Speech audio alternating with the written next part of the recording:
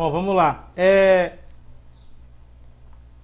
Quando a gente fala desse sistema músculo-esquelético, o sistema ósseo-esquelético, você tem o composto de 3 pilares, que são articulações, ossos e músculos, beleza? Essa é a composição, basicamente falando, do sistema músculo-esquelético. O que nos vai proporcionar esse sistema? A primeira coisa que vem na cabeça é a proteção aos órgãos, né? Sim, tá certo, mas não é só isso. Então entra desde sustentação, tá? Movimentação do corpo, hematopoiese, beleza? Lá na frente a gente vai ver aí como relaciona a hematopoiese na sistematização musculoesquelética, beleza? Também ali a produção de calor e também serve como o armazenamento de minerais, beleza? Então nós temos todas essas características proporcionadas pelo músculo esquelético. Bom,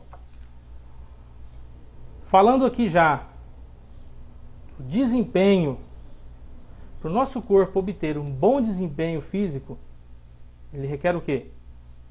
Uma boa integridade óssea, beleza?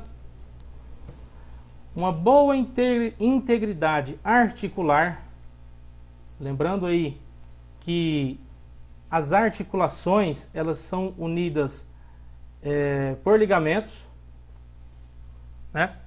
Então ligamento une articulação, ligamento une osso com osso, e também ali dentro das articulações, em alguns lugares nós vamos ter os tendões, né, que vão ser as inserções do músculo no próprio osso, que é feita pelo tendão. Então, tendão, músculo, osso, ligamento, osso, osso. Ok? Todas essas articulações, elas são revestidas, né, elas são acolchoadas por cartilagens. Então, quando a gente tem aquele exemplo, fala, o paciente teve um desgaste intraarticular. Então, a primeira coisa que aconteceu foi a deterioração dessa cápsula, desse acolchoamento cartilaginoso, beleza? E o nosso corpo, para obter um bom desempenho, requer também de músculo, beleza? Uma musculatura padrão. O que seria isso? Não seria aqueles casos de atrofia, ok? Até a hipertrofia tudo bem, porque muitas vezes, frente a exercícios físicos, buscamos ter uma hipertrofia muscular, que seria o ganho de massa, mas nunca a atrofia. Bom, comentando aqui os tipos de ossos, né? Vocês já aprenderam lá em anatomia isso daqui. Aqui a gente tem os ossos longos. Exemplo aí nós temos húmero, fêmur, tá? Tíbia, rádio, cúbito, o rádio e ulna, né? Não sei como você aprendeu aí. Nós temos os ossos curtos, né, que são as falanges, os ossinhos dos dedos. Os ossos chatos ou os ossos planos, que entra ali a escápula, né, que é um dos ossos planos que temos aí, os nossos ossos planos que temos aí como maior exemplo, que vem na cabeça já de imediato. Os ossos irregulares, que são as vértebras, ok? Que também entram aí dentro do pilar da sustentação, desde sustentação de alinhamento de eixo, sustentação do próprio peso do corpo, ok? E nós temos os tipos de ossos, falando em termos de densidade. Temos os ossos que são densos, né? E sólidos, que são aqueles ossos compactos, e os ossos esponjosos. Beleza? Bom, vamos lá. Falamos aqui dos tipos de ossos. o que a gente tem que saber? A articulação, além de um acolchoamento cartilaginoso, ela também tem ali dentro da cápsula articular um líquido que recebe o nome de líquido sinovial. Esse líquido ele atua nada mais nada menos do que na lubrificação interarticular, permitindo assim uma mobilidade maior, tá, de movimentos. Então nós temos articulações que permitem desde movimentos limitados e ilimitados, beleza? Nós temos aqui como exemplo os movimentos móveis e amplos, né? Desde complexos, coordenados e propositais. Por exemplo, a gente tem o ombro, né? Já outras articulações, temos movimentos ilimitados. Um exemplo de um movimento limitado é o joelho, ok? É uma articulação de movimento limitado. E as articulações imóveis? Por que seria uma articulação imóvel? Um exemplo de articulação imóvel, onde nós temos ali a articulação entre o coxal, ok? E o sacro, ou sacro-coxígena. Então nós temos articulações que são imóveis. Beleza. Eu falei da articulação coxo-sacral, ela ainda tem um pouquinho de mobilidade, beleza? De acordo com os movimentos de quadril. Não entra ainda como uma articulação de movimento limitado, porque o movimento ainda não é tão propenso, tá? E também não é um amplo movimento, beleza? Bom, recoberto por essas cápsulas cartilaginosas, tem ali o composto líquido sinovial. Dentro dessa própria articulação também tem ar, beleza, gente? Ar, sim. A articulação, geralmente, ela não é preenchida 100% com líquido sinovial e cartilagem. Ocorrem os casos onde as articulações também há a formação daquelas bolhas de ar. Já viu o teu joelho quando você para por muito tempo assim, e você estica, dá aquele estralão, toque no joelho? Pois é, esse estalo nada mais é do que o rompimento da bolha sinovial que forma dentro da articulação quando você fica muito tempo imóvel. Então essa bolha sinovial, ela tem líquido sinovial e ar ali dentro. Então esse barulho, esse estalo é o deslocamento daquela bolha de ar dentro da articulação. Beleza? Tudo isso aí dentro da articulação tem o intuito de reduzir o atrito ósseo. Beleza, gente? Então, a composição da cápsula articular é essa. Bom, vamos continuar aqui. Já o músculo, né? O músculo esquelético, falando especificamente, ele já é responsável pelo movimento corporal voluntário, ok? Temos que levar isso em conta. Ele é de uma forma complexa. Por que ele é complexo? Porque ele é influenciado desde função endócrina até função neurológica, ok? Então ele promove aqui 3 coisas, que é a excitabilidade, a contratilidade e a extensibilidade, ok?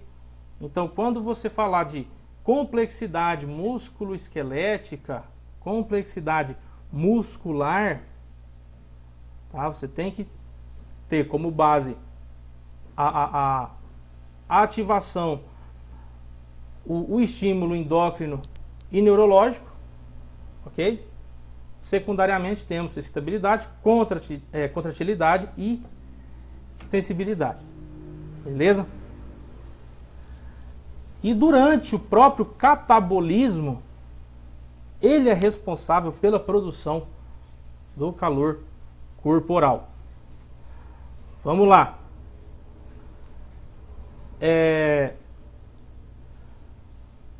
Falando desse sistema músculo-esquelético, temos que ter em conta que é muito importante que esse sistema esteja íntegro para a própria pessoa manter o próprio cuidado, tá? Ela ter a condição de cuidar de si mesma, ok? Quando a pessoa tem qualquer tipo de alteração que produz qualquer tipo de desconforto muscular, tal atividade que essa pessoa exerce vai ser afetada. Beleza? Então você tem que ter em conta aquele paciente que você atende, que muitas vezes o dano músculo-esquelético que ele sofre devido a um acidente, devido a qualquer outro tipo de lesão, vai interferir na vida dele, tá? Esse paciente muitas vezes não vai conseguir cuidar de si mesmo, já entram ali os transtornos neurológicos que esse paciente pode vir a sofrer, tá? Desde quadros depressivos, né? Irritabilidade, enfim, é aquele clássico paciente que passa por aquela situação de invalidez, o paciente que fica paraplégico, fica tetraplégico, fica depressivo. Muitas vezes esse paciente tenta suicídio depois, ok? Ele começa a causar aquele distúrbio dentro da família, tá? Aquele distúrbio comportamental. Então, sempre tem em conta essa integridade física nos dias atuais, ainda mais quando a gente tem uma sociedade, a gente tem trabalhos e funções que exigem muito mais da nossa integridade física, beleza? Acaba-se não sendo só uma enfermidade aí ou uma lesão que acomete só o músculo, muitas vezes ela acomete a mente do nosso paciente também e de toda a família. Então, para a gente ter um cuidado maior aí com os nossos pacientes. Bom, vamos falar aqui do exame físico, né? Parte investigativa do sistema músculo-esquelético. É basicamente a mesma semiologia de tudo que a gente já viu para trás, tá? Começamos ali com uma boa anamnese, a nossa consulta, beleza? Pergunta-se para o paciente hábitos, ok? Desde hábitos alimentares, se o paciente é sedentário, ok? O paciente, qual que é a queixa principal dele, tá? Sinais e sintomas. Então, entra tudo. Nas articulações, o que o paciente pode te referir? O que vem ali catalogado ali, vamos dizer esse termo, para as articulações? Dor. A própria dor ocasiona uma rigidez, tá? A rigidez ela pode ser ocasionada pela dor ou não, beleza? Essa rigidez pode ser por um próprio processo inflamatório que impede mesmo a mobilidade daquela articulação, ou o paciente perde aquela mobilidade por temer a dor mesmo, tá? Então são essas duas situações de rigidez. Uma é associada à dor, a outra é associada ao próprio quadro patológico. Bom, edema, tá? Que é o inchaço local, calor e a limitação de movimentos que vem também engatilhada desde a da dor, beleza? Já a parte muscular, quando o paciente chega a procurar ajuda, quando ele chega a procurar o médico, é porque ele não aguenta mais, porque ele já começa a ter cãibra, aquele espasmo, né? Aquele espasmo muscular. dolorido pra caramba. Quem já teve sabe aí que é um horror. Beleza? Ou tal patologia acomete esse músculo e esse paciente começa a ter fraqueza muscular. Beleza? Uma compressão, uma ruptura de tal plexo aí, tal plexo nervoso, esse paciente vai começar a perder força, vai começar a perder tônus muscular de determinado membro, ok? Já nos ossos também, dor.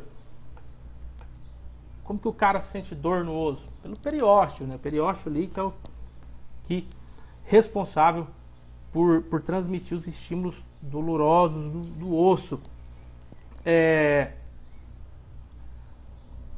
Outro, deformidade. Beleza? Aquele paciente que vai chegar para você, doutor, tá meio torto aqui meu punho. Enfim, vai chegar de tudo, qualquer coisa para você. E osso, o que mais chega ainda são os traumas. Ok? Lesões ocasionadas por trauma. Seja ela desde fratura, entorse, luxação, tá? Tudo isso a gente tem ligado à sua parte óssea. Também a avaliação funcional a gente tem em conta aqui. O que é isso? Atividade da vida diária. Doutor,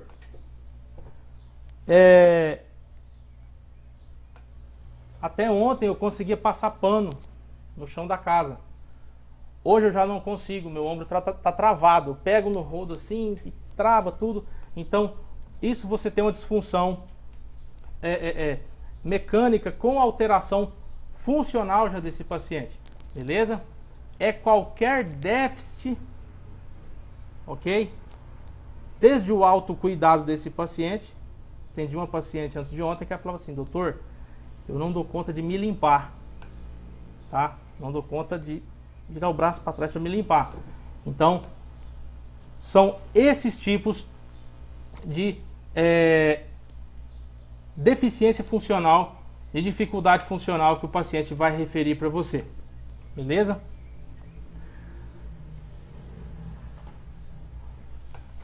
Vamos lá. Falando ainda do próprio comportamento de autocuidado, que é isso que nós falamos aí, são os riscos ocupacionais que o paciente corre, tá? Se aquele paciente que trabalha sob ali um forte esforço físico, o paciente ele trabalha numa obra, ele é pedreiro, então o cara trabalha levantando peso o dia inteiro, carregando saco de massa, tá?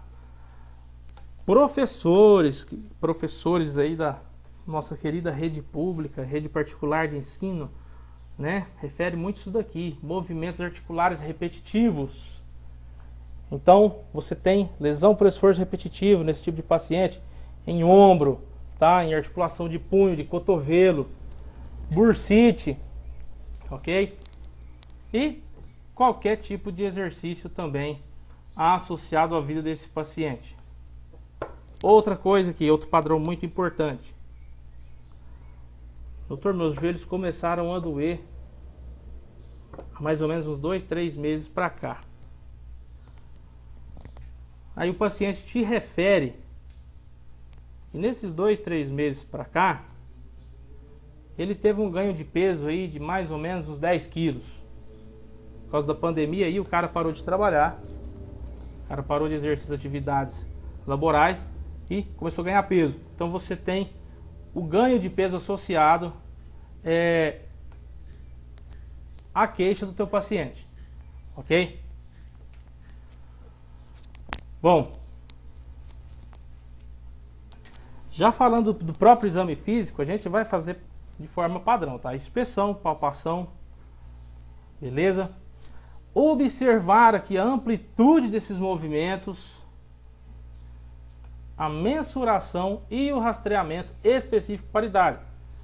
Lembra lá que aquele idoso, ele não tem a mesma mobilidade, a mesma flexibilidade do que o paciente jovem, tá? Então, a gente leva em conta essa mensuração de idade para os movimentos, para a extensão de movimento do nosso paciente, ok? Vamos lá. Sempre nos atentarmos para qualquer tipo de movimento limitado ou ausente, ok? O que acontece? Existem enfermidades osteoarticulares que eles começam a maquiar essa limitação de uma forma gradativa, de uma forma progressiva. Então o paciente começa de pouquinho, vamos falar o termo popular, entrevar, tá? Então quando o paciente já percebe que ele está naquela situação, já está bem avançado. Onde o traumatismo está associado aqui? Aquele paciente que sofre uma queda, que sofre qualquer tipo de esbarrão, e ele tem uma fissura, ok? Ele tem uma distensão ligamentar, então ele não tem uma secção completa de ligamento, uma secção completa de tendão, uma secção completa do segmento ósseo. Então é uma dor, é uma limitação que vai começando gradativa. Tranquilo? Outro fator associado é o desequilíbrio endócrino do paciente. Beleza? É aquele paciente, o clássico paciente hipotiroídico, hipertiroídico, ok? Paciente que tem disfunção pancreática, disfunção hepática. Algum paciente desse pode apresentar afetação da mobilidade muscular. Bom, próprio distúrbio do nervo que vai inervar aquela localidade que está sofrendo disfunção. Como assim? Um exemplo que nós citamos, acho que bem no começo. O paciente que tem uma secção de nervo braquial, né? Ele tende aí a ter uma flacidez do membro superior que foi lesionado, esplexo. Beleza? Na própria inspeção ainda, a gente já observa esse paciente na entrada do consultório, tá? A locomoção desse paciente. Mais para frente a gente vai ter a aula sobre as marchas patológicas, beleza? Aqui a gente está fazendo um resumo, um apanhado sobre o aparelho musculoesquelético. Bom, a gente observa se esse paciente tem uma locomoção ativa, se ele anda sozinho, se ele tem uma locomoção passiva, ok? Se precisa, esse paciente está apoiado em alguma muleta, em algum andador. Se essa locomoção dele é rápida, é curta, tá? É longa, firme, ou se esse paciente tem uma dificuldade de apoio, você observa ali uma atrofia muscular em membros inferiores desse paciente. Observa se esse paciente está desconfortável. Beleza? Como assim desconfortável? Referimos como desconforto isso daqui. Se ele está cambaleante, tá? Se arrasta algum tipo de membro, o paciente arrasta a perna esquerda, arrasta a perna direita, tá? Se o paciente está hemiplégico, um lado do corpo está paralisado, ou se o paciente tem movimentos involuntários, ok? Tipo de movimento involuntário aí, né? Parkinson, paciente parkinsoniano. Outro que a gente observa já na entrada do consultório muitas vezes, a simetria de membros, tá? Membros, pelve, coluna. Aquele paciente que tem escoliose, a coluna dele faz aquele S, beleza? Não estou falando aqui de cifose e lordose, não. Estou falando de escoliose, alinhamento do eixo reto, o desalinhamento do eixo reto da coluna, tá? paciente com espondilolistese, né? Deslocamento de vértebra, desloca uma vértebra sobre a outra, fora do eixo. Então, tudo isso aqui entra também na postura corporal. Na própria postura corporal você já suspeita essas lesões de coluna, tá? Se a postura do paciente é ereta ou se esse paciente é curvado. Vamos falar do grau de mobilidade, né? Entra aqui coluna, ombro, cotovelo, mão, punho, quadril e pelve, beleza? Há um certo de mobilidade aqui entre os próprios ossos da pelve, joelho, tornozelo e pé e coluna lombar. Bom, essas são as articulações em que a gente observa um bom grau de mobilidade na hora da nossa avaliação. Ok? Então, ainda na inspeção, falando aqui da mobilidade, a gente compara as articulações, sempre comparação, o livro, a semiologia, a propedêutica fala comparação de pares articulares, tá? A simetria dessas estruturas e a função de cada uma. Observamos ali o contorno da articulação. Se essa articulação está bem contornada ou se essa articulação tem uma deformidade, uma protrusão eminente, beleza? E observamos ali a região cutânea, que recobre essa articulação, desde a coloração, edema, né? A pele está avermelhada, se tá roxa, beleza? Observa-se também ali a presença de massas e de deformidades também.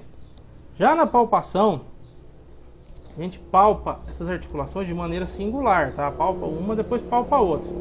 Aqui também a gente vai sentir temperatura da pele, tá? Como está o tônus muscular cerca dessa articulação. Como está a integridade da cápsula articular. Ok? Então aqui, nessa palpação também a gente vai sentir se tem massa dentro dessa articulação, se está demasiada.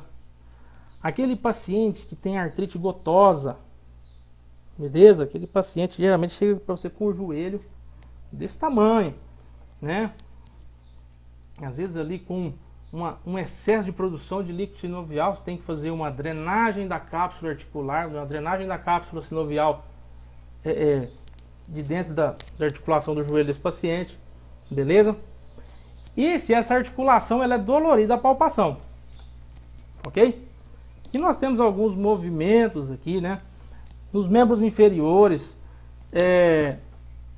falando aqui de ombro e articulação de membro inferior e quadril, nós temos aqui ambos movimento de abdução e adução, tá? Então abdução é abrir, adução fechar, ok?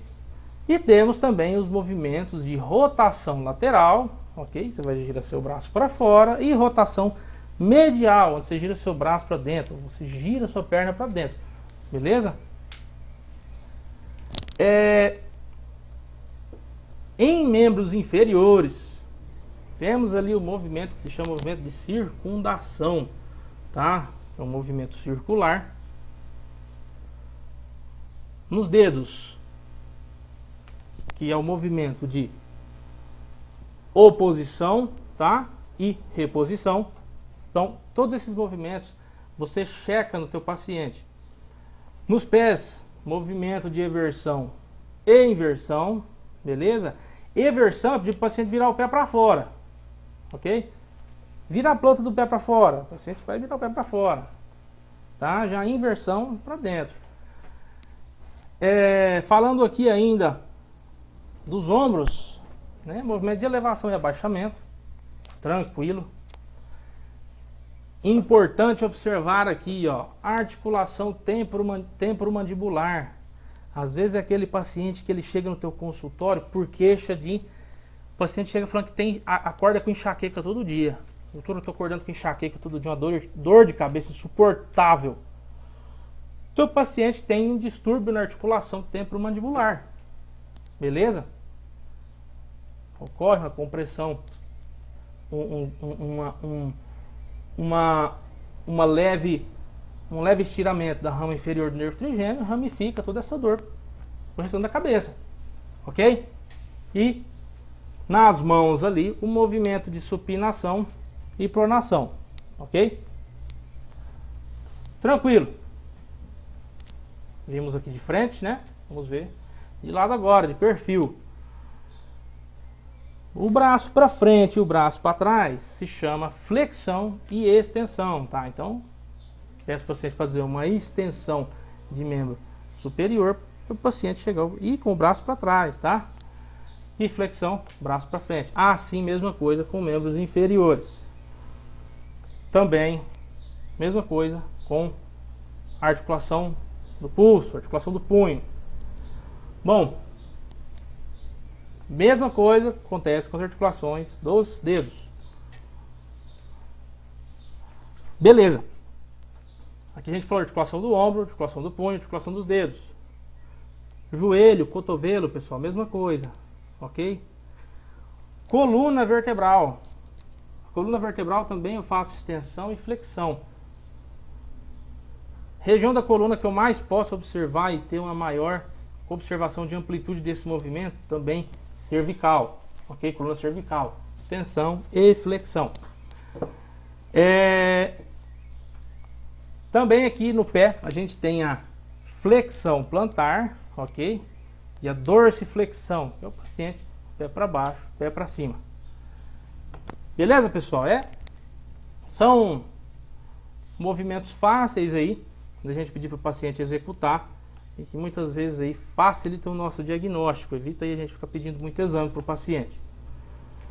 Bom, avaliação da força muscular, a gente vai ver mais para frente alguns outros tópicos da avaliação da força muscular dentro da neuro, tá? Aqui a gente observa a coluna do nosso paciente, sempre o paciente com o dorso desnudo, ok? Mantenha-se uma distância longe do paciente para você observar o alinhamento, tá? Alinhamento esse é céfalo-caudal do teu paciente, ok? E você observa a simetria, se o paciente está com o ombro torto, se o paciente está torto, ok? Simetria do quadril, simetria de propriamente falando de membros inferiores e superiores, tá? Se os joelhos do paciente estão alinhados com o tronco e se eles estão para frente. E de perfil a gente consegue observar a cifose e a lordose do paciente. Beleza? A avaliação da marcha, sempre com o paciente em linha reta, um pé após o outro, você observa como esse paciente caminha, tá? Falando da marcha patológica, nós vamos ver em outra aula, que vai ser a nossa aula de neuro, tá? Nós vamos ver aí esses transtornos de marcha certinhos, um por um. Beleza, pessoal? Alguma dúvida correspondente à nossa aula de hoje? Tá tranquilo? Qualquer coisa para falar, doutor, não entendi nada. Ou entendi metade, não entendi tal coisa. Ok? Por que é importante? Só um pontinho aqui. Algo bem interessante desses pacientes que muitas vezes chegam referindo cefaleias intensas ao acordar. Observa ali como está o alinhamento da coluna cervical desse paciente, tá? Por quê? Muitas vezes um desalinhamento de terceira, de quarta vértebra cervical provoca toda aquela compressão, desde plexo, de nervo que sai da própria coluna. Falando para vocês mais resumido. E aí o que acontece? Esse desalinhamento de eixo de vértebra cervical pode fazer teu paciente ter enxaqueca, beleza? Teu paciente pode chegar manifestando zumbido no ouvido. Doutor, tem hora que meu ouvido começa a zumbir, fica umas 2, 3 horas zumbindo, aí para. Ok? Tontura, muito confundido com labirintite, Então, às vezes você está tratando o paciente de labirintite e o paciente precisa mesmo de um reajuste de vértebra cervical, tá? Algum pilates, aí, alguma terapia. E você tá no medicamento, ok? O paciente começa a ter muito enjoo também associado. Então ele acorda com enxaqueca, ele tem enjoo, ele zumbi o ouvido, ele tem tontura. Doutor, determinados horários do meu dia eu começo a enxergar tudo duplicado. Sim, eu começo a ter diplopia. Ou embaça tudo minha visão. O cara vai no oftalmo, o olho do cara tá 100%, não tem nada. Tá? Cuidado com compressão. Compressão de plexo cervical ali. Ok? Tranquilo, pessoal? Hoje o que eu tinha para passar para vocês